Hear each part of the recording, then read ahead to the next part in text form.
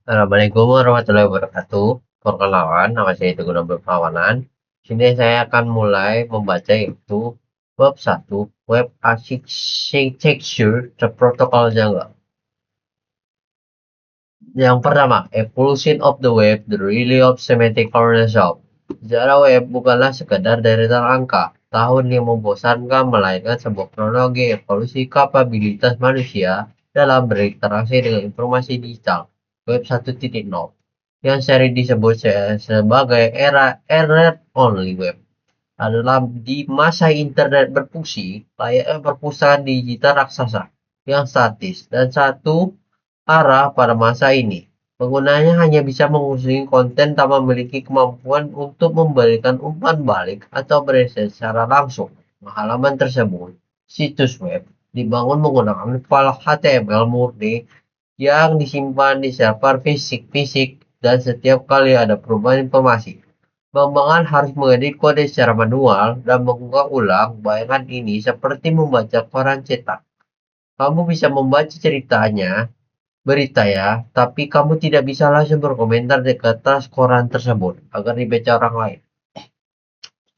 Pergeseran paradigma mulai terjadi secara drastis dengan munculnya Web 2.0 sekitar pertengahan 2000-an. Yang dikenal sebagai era Right Web atau Social Web.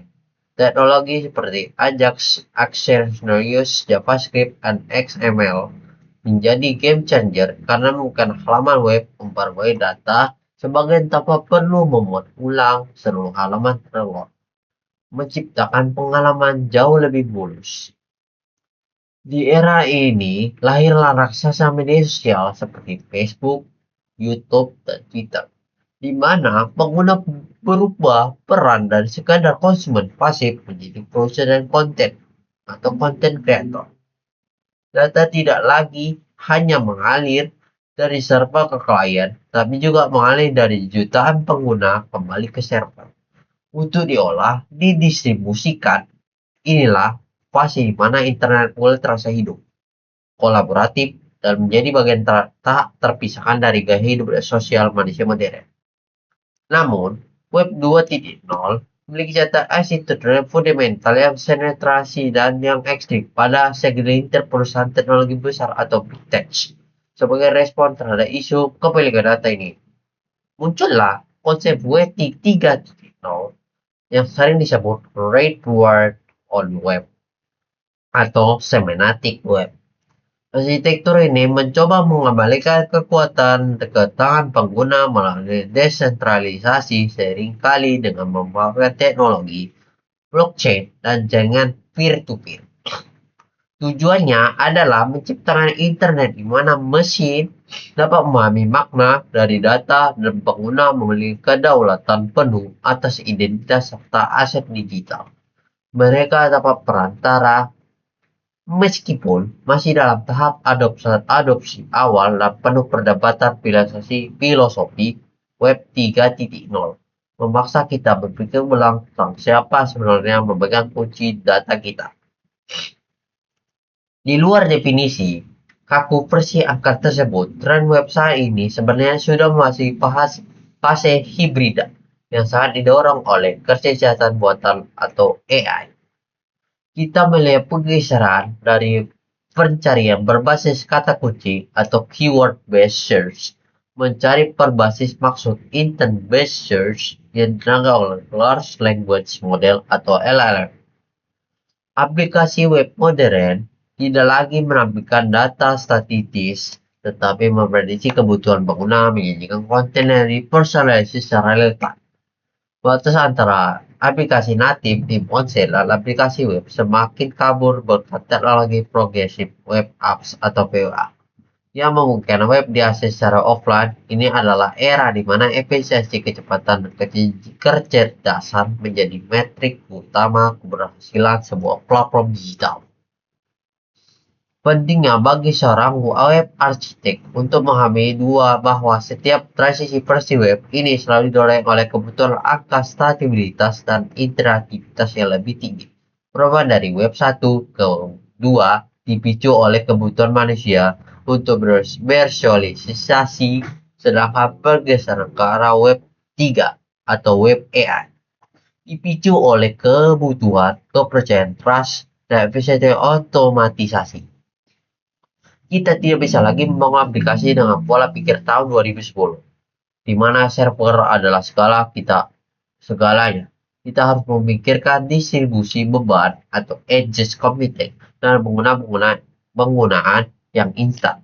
Sebagai mahasiswa, tugas kalian bukan hanya menghafal definisi tapi mengambil trade-off apa yang terjadi di setiap era. Masa depan web tidak akan berhenti di sini, karena teknologi imersif seperti spatial web, art, mulai standar baru dan pengiriman data berlatensi seperti rendah. Protokol-protokol lama sedang diperbarui atau diganti untuk mendukung volume data masif yang dibutuhkan oleh dunia 3D dan streaming resolusi tinggi. Web sedang berevolusi menjadi sebuah sistem operasi global dan tidak terikat pada satu perangkat keras tertentu. Oleh karena itu, revolusi ini memberikan konteks mengapa teknologi tersebut diciptakan dan masalah apa yang sebenarnya ingin mereka selesaikan. Tanpa pemahaman ini, kita hanya menjadi tukang ketik kode yang buta arah di tengah lautan teknologi yang berubah. Kedua, network fundamental pipa digital di balik layar. Sebelumnya, membahas kode HTML CSS, kita harus paham bahwa internet pada dasarnya adalah jaringan kabel fisik raksasa yang menghubungkan miliar komputer model atau komunikasi yang paling umum digunakan dalam program web atau client service architecture. Sebuah konsep yang mirip dengan dinamika di sebuah restoran cepat saji. Di sini, klien atau browser di laptop atau HP kamu bertindak sebagai pelanggan yang lapar, sedangkan server adalah dapur yang menyimpan bahan, makanan, dan kopi atau logi aplikasi. Pelanggan tidak bisa sembarangan masuk ke dapur dan mengambil makanan sendiri. Mereka harus memesan melalui pelayanan atau API. Sesuai dengan menu yang tersedia, jika dapur sibuk atau pelayan salah mencatat pesanan, maka makanan responsif akan terlambat sampai atau bahkan salah kirim. Komunikasi antara klien dan server ini tidak terjadi melalui sihir, melainkan melalui seperangkat aturan ketat yang disebut protokol. Dengan fondasi utama adalah TCP atau IP, Transmission Control Protocol atau Protocol. Bayangkan IP address sebagai alamat rumah lengkap dengan kode pos yang memastikan paket data tahu kemana harus pergi di antara miliar rumah lainnya di dunia. Setiap perangkat yang terhubung ke internet wajib memiliki alamat IP unik ini. Bagi itu versi IPv4 yang format klasik, misalnya 192.168.1.1 maupun IPv6 yang lebih panjang untuk mengomunikasikan ledakan jumlah perangkat IoT.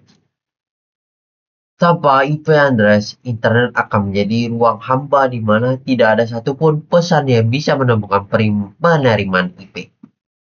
Adalah identitas lokasi di digital yang memungkinkan routing data terjadi secara global. Namun, sekadar tahu alamat saja tidak cukup, kita butuh jaminan bahwa paket data yang dikirim akan sampai dengan selamat dan utuh. Dan disinilah peran TCP. TCP seperti jasa ekspedisi super teliti dan file besar menjadi paket-paket kecil, memberi nomor urut pada setiap paket dan mengirimkan satu persatu. Sebelum pengiriman dimulai, TCP melakukan ritual disebut three-way handshake. ACK atau ACK untuk memastikan kedua belah pihak siap berkomunikasi. Jika ada paket yang hilang tengah jalan karena koneksi buruk, TCP akan meminta pengiriman untuk mengirim ulang paket tersebut atau retransmission sampai data diterima lengkap. Mekanisme ini menjamin reliabilitas meskipun harus sedikit mengorbankan kecepatan karena adanya overheat komunikasi bolak-balik. Masalahnya, manusia tidak didesain untuk mengingat data angka IP address seperti 142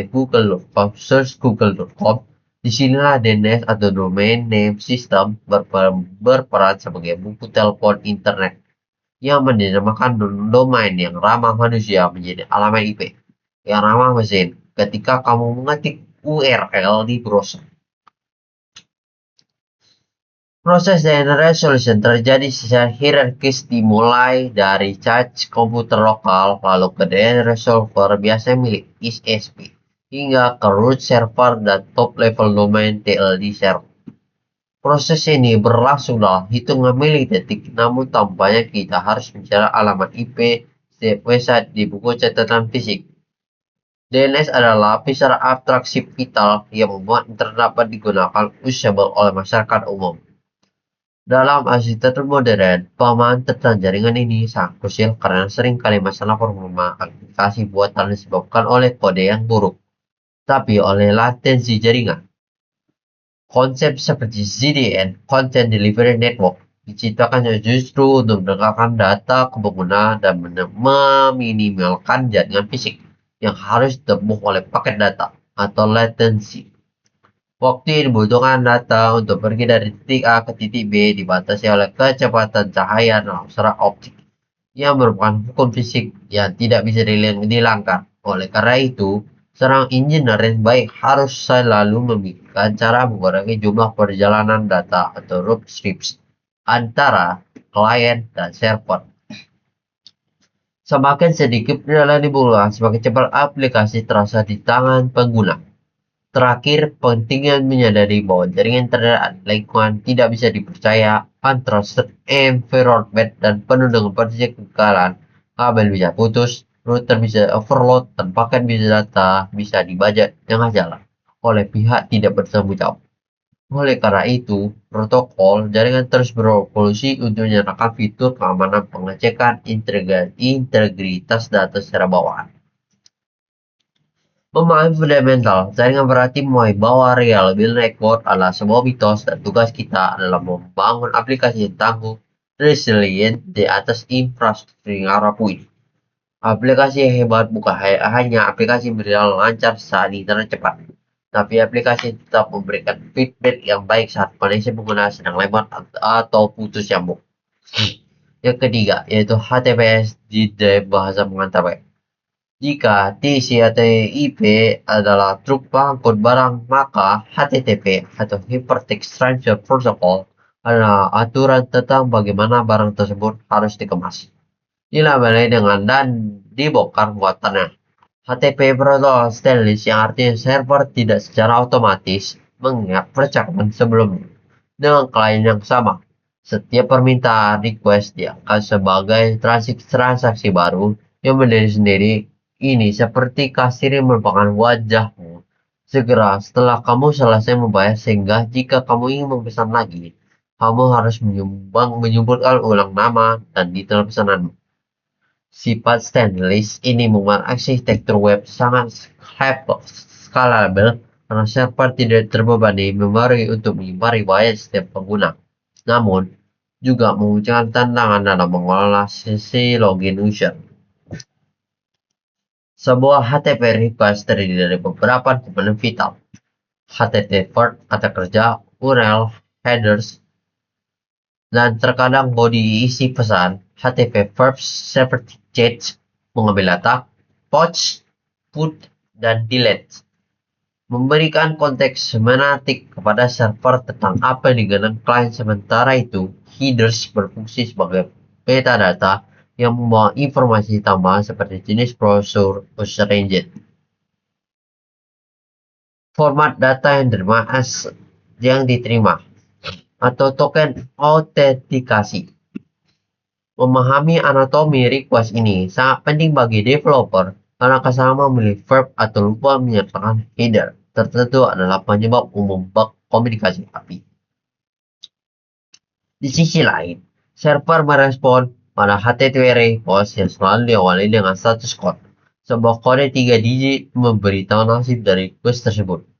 Kode dari 2 atau 200 itu sukses, 301 permanen atau pengalian, 404 atau kode not found, 500 itu internal server error. Berarti server sedang bermasalah menghafal menggunakan status code ini dengan tepat. Analitika dasar dalam membangun web agar aplikasi frontend bisa bereaksi dengan benar terhadap hasil request. Jangan pernah mengirim status 200 jika sebenarnya terjadi error di backend karena itu akan membingungkan sistem monitoring dan developer lain.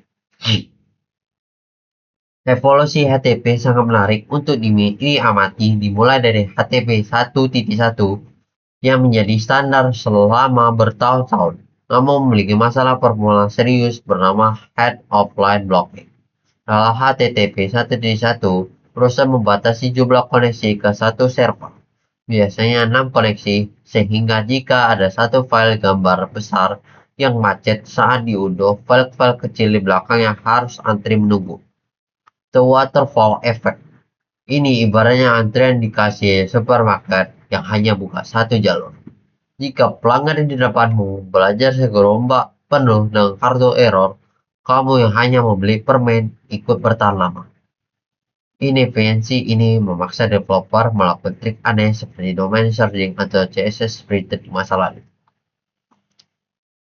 HTTP 2 hadir sebagai solusi revolusioner dan memperkenalkan fitur multiplexing yang memungkinkan banyak request dan request dikirim secara bersamaan melalui satu koneksi TCP tunggal.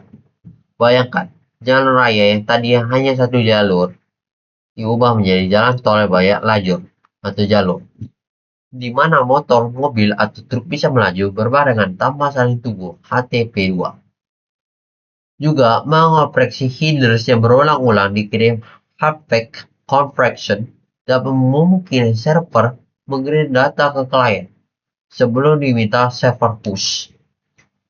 Perubahan ini membuat proses modern membuat jauh lebih cepat tanpa perlu trik optimasi aneh-aneh yang dulu wajib dilakukan di era HTTP 1.1. Namun, evolusi tidak berhenti di situ. Kini kita sedang menyambung HTTP 3 yang dibangun di atas protokol Quick FTP Internet Connection. Jika HTTP 2 masih menggunakan TCP yang terkadang lamban saat handshake, HTTP 3 beralih menggunakan UDP jauh lebih ngebut karena membuat banyak prosedur verifikasi yang berlebihan. HTTP 3 desain khusus untuk dunia mobile. Dunia mobile yang koneksinya sering tidak stabil saat berpindah dari Wi-Fi ke 4G. Dengan protokol ini, latensi bisa dipangkas drastis dan streaming video atau game biasa berjalan lebih mulus meski sinyalnya tidak sempurna. Adalah bukti bahwa arsitektur web terus beradaptasi, mengejar kecepatan cahaya dan pengalaman pengguna terbaik. Membuat browser rendering engine dari kode kepisah. Pernahkah kamu bertanya-tanya apa yang sebenarnya terjadi milidetik antara saat kamu menekan enter dan saat website muncul di layar? Proses ini disebut critical entering patch, sebuah urutan tugas super kompleks yang dilakukan oleh browser engine seperti Blink di Chrome atau WebKit di Safari. Langkah pertama adalah parsing HTML, di mana browser membaca file HTML mentah byte dan mengonversi menjadi karakter, lalu menjadi token dan akan menyusunnya menjadi DOM tree. Dokumen objek model di DOM adalah representasi struktur halaman dan membentuk pohon. Jika ada kesalahan sintaks HTML, browser modern cukup pintar untuk mencoba memperbaikinya secara otomatis. Meskipun ini memakai biaya performa. Secara paralel atau segera setelahnya, browser ini juga harus memproses file CSS melalui langkah yang disebut CSS construction atau CSS object model. Berbeda HTML yang disebut diproses demi sebagian CSS bersifat render blocking, artinya browser tidak akan menampilkan apapun ke layar sampai semua CSS selesai. dibaca dan dipahami. Hal ini masuk akal karena kita tidak ingin menggunakan melihat halaman yang telanjang, tambah kaya sebelum tiba-tiba berubah menjadi rapi. CSOM juga berbentuk pohon tree structure karena sifat cascading nurun dari prosperity CSS, di mana aturan pada elemen induk akan diwariskan ke elemen anak. Setelah DOM atau CSOM siap, browser menggabungkan kedua menjadi render tree. Perlu catat, render tree hanya bersifat elemen-elemen yang benar-benar akan ditampilkan di layar.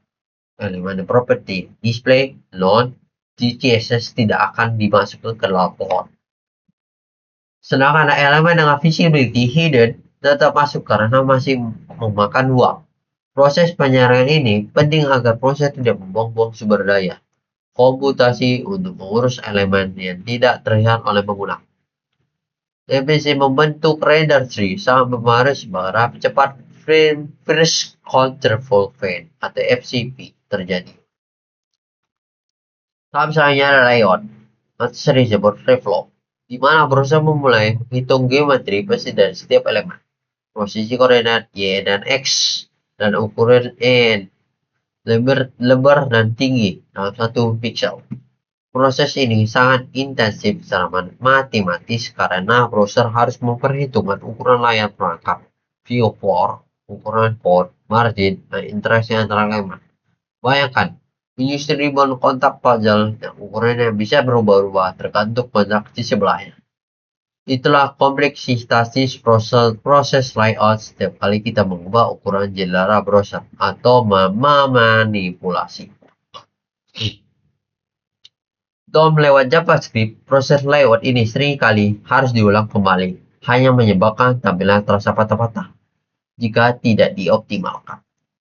Langkah-langkah terakhir adalah fan atau home both side, di mana browser akhirnya mengisi pixel-pixel layer dengan warna gambar bayangan dan teks pada composite. Browser modernnya memisahkan elemen-elemen tertentu ke dalam lapisan-lapisan terpisah, mirip seperti layer di Photoshop, dan menggunakan GPO, kartu grafis, untuk menggabungkannya.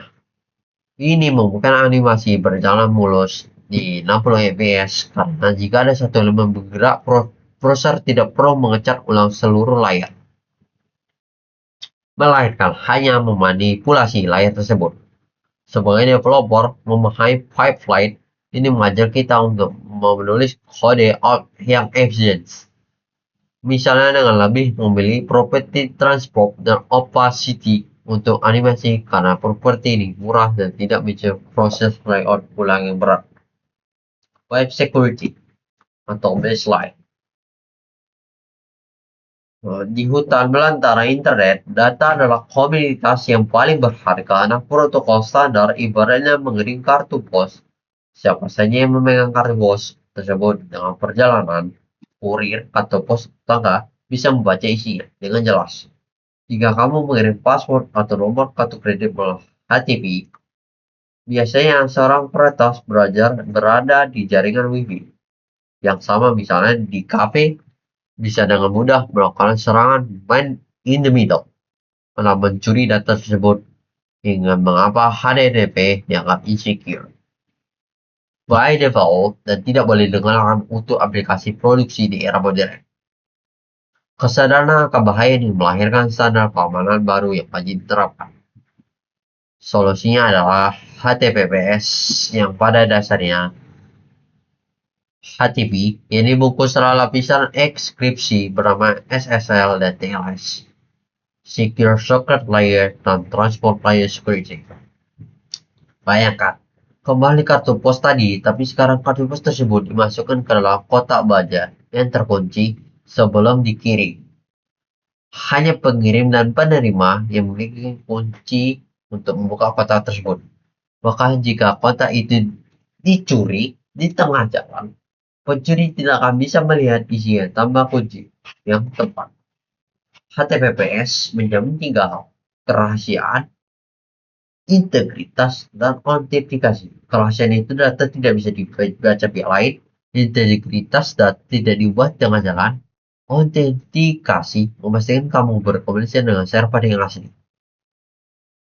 Jantung dari HTTPS adalah proses handshake, sebuah tarian kriptografi rumit yang terjadi dalam hitungan menit sebelum data sesungguhnya dikirim.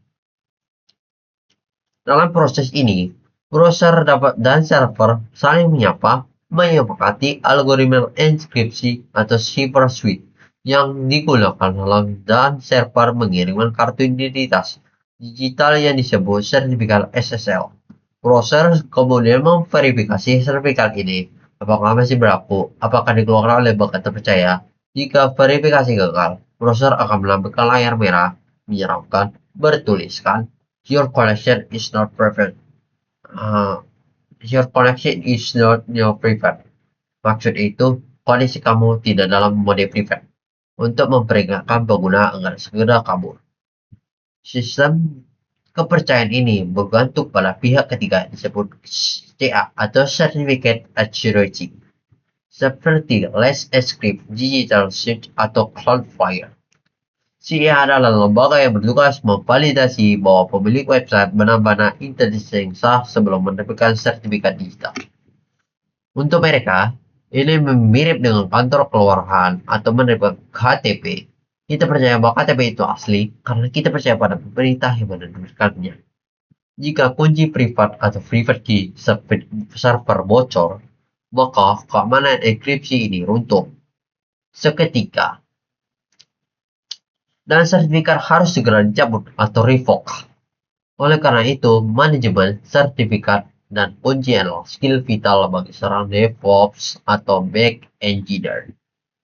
Di era modern, browser-browser besar seperti Chrome atau Firefox telah mengambil sikap tegas menandai semua situs non-HTTPS dengan not secure di address bar. Ini bukan sekadar kosmetik, tapi sebuah langkah untuk memaksa industri beralih ke standar keamanan lebih tinggi. Fitur browser modern seperti geolokasi, akses kamera, dan service network untuk PWA bahkan diblokir tetap jika website tidak menggunakan HTTPS. Keamanan bukan lagi fitur tambahan atau nice to have, melainkan proses yang mutlak, must to have. Sebagai developer meremehkan HTTPS sangat membiarkan pintu rumah klienmu terbuka lebar bagi pencuri di malam hari. Yang selanjutnya, integrasi keislaman atau aset digital dalam fitrah keterhubungan. Dalam perspektif Islam atau teknologi web yang memahami miliar manusia di seluruh dunia adalah manifestasi modern dari konsep hablum min annas, hubungan antar manusia, dan silaturahim. Sebagai TCP/IP, serat optik bekerja keras tanpa henti untuk memastikan paket data sampai ke tujuan demi menjaga konektivitas. Seorang muslim juga diperintahkan untuk di persaudaraan agar tidak terputus. Infrastruktur internet yang kita pelajari mengajarkan bahwa isolasi adalah hambatan bagi kemajuan, sedangkan konektivitas adalah kunci pertukaran manfaat. Masalah. Rasulullah SAW bersabda bahwa siapa yang ingin diluaskan rezekinya dan dipanjangkan umurnya, hendaklah ia menyambung silaturahim. Dalam konteks digital, aplikasi web yang kita bangun adalah wasiat sarana untuk memvalidasi pertukaran ilmu malah tersebut secara global. Keteraturan protokol yang ketat mulai dari handshake TCP hingga struktur header HTTP mencerminkan konsep hijab. Keteraturan yang merupakan inti dari ajaran Islam alam semesta ini tidak berjalan secara acak, melainkan mengikuti sunnah pokok. Jika tidak ada standar protokol yang disepakati bersama, jika sebuah server melanggar aturan protokol atau HTTP, komunikasi akan gagal. Begitu juga pula jika manusia melanggar aturan syariat atau norma sosial, tatanan masyarakat akan rusak. Disiplin menerapkan standar code atau protokol menyarankan kita bahwa kebebasan berkreasi tetap membutuhkan aturan agar bisa berfungsi dengan harmonis dan memberikan manfaat yang optimal.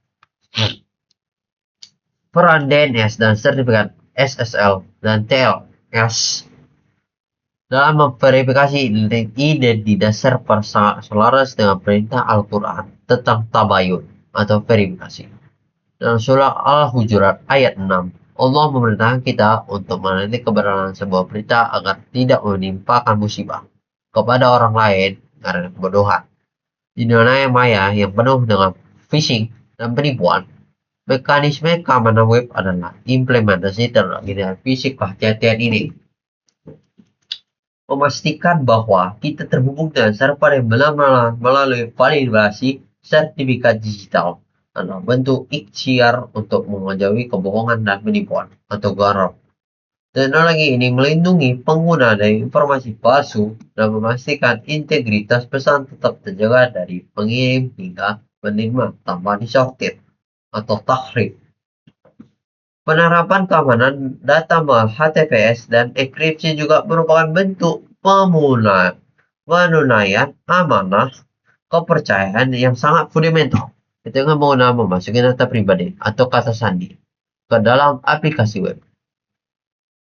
Mereka sedang menitipkan rahasia mereka kepada kita, dan menjaga rahasia adalah kewajiban berat bagi seorang mukmin. Mengabaikan keamanan dan menggunakan protokol usaha atau CVW biasanya sama dengan membiarkan pintu rumah orang lain terbuka bagi pencuri yang membentuk pengkhianatan terhadap amanah. Islam sangat menjunjung tinggi hifdzul al-irj, menjaga kehormatan, dan hifdzul al-mal, menjaga harta. Oleh karena itu, seorang web arsitek muslim harus memandang keamanan cyber bukan sekedar fitur teknis dan tanggung jawab moral untuk melindungi privasi aset sama manusia dari kezaliman. Semangat evolusi dari HTTP 1.1 yang lama menuju HTTP 3 yang super cepat mencapai prinsip ihsan atau ikhan, personalisme atau penyempurnaan dalam Islam, mengajarkan bahwa hari ini harus lebih baik hari kemarin, yang berarti tidak boleh puas dengan status quo jika ada cara yang lebih efisien untuk melakukan sesuatu. Allah menciptakan hambanya apabila melakukan Allah menciptakan hambanya apabila melakukan suatu pekerjaan, ia melakukan dengan ikhlas, tekun, dan sempurna. Upaya para insinyur dunia untuk memangkas latensi dan meningkatkan kecepatan akses informasi adalah bentuk jihad intelektual untuk memudahkan urusan manusia. Kita harus mengadopsi mentalitas ini, terus belajar teknologi terbaru bukan hanya untuk gaji yang lebih tinggi, tapi untuk memberikan layanan terbaik untuk memudahkan hidup orang lain. Terakhir, kita harus menyadari bahwa seluruh arsitektur web ini hanyalah wasilah atau alat, dan hukum pengguna bergantung pada maqasid atau tujuan. Di balik sebuah pisau bisa digunakan untuk memotong roti atau melukai orang. Begitu pula dengan web yang kita pakai ini bisa digunakan untuk menyebarkan dakwah dan ilmu atau menyebarkan maksiat dan fitnah. Sebagai pengembang, kita memikul tanggung jawab etis platform yang kita bangun. Apakah platform tersebut menekan pengguna kepada kebaikan atau justru kepada keburukan? Kita harus menjadikan setiap baris kode dan arsitektur dengan cara membangun sistem bermanfaat adil dan tidak mengeksploitasi kelemahan pengguna.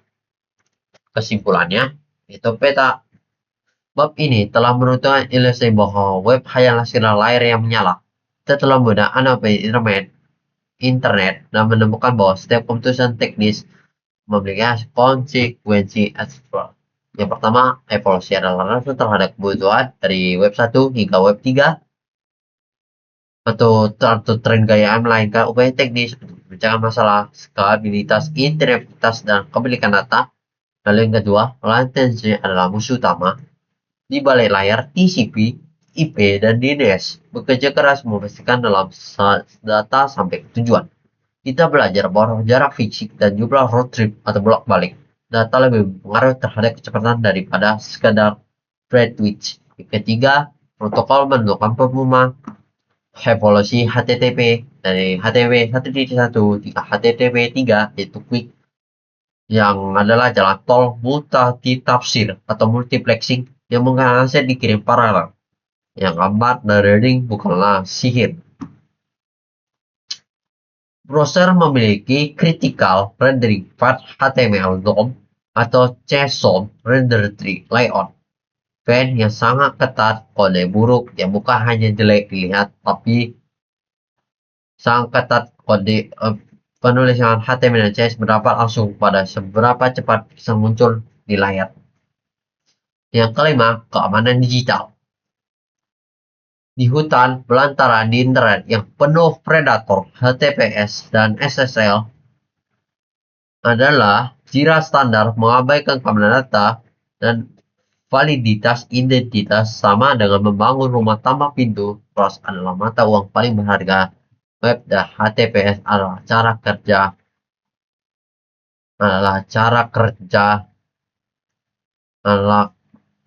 kerja web dan HTTPS adalah cara kerja kita menjaganya. Bab 1 hingga yang terakhir, hingga yang kesimpulan. Saya tutup. Assalamualaikum warahmatullahi wabarakatuh.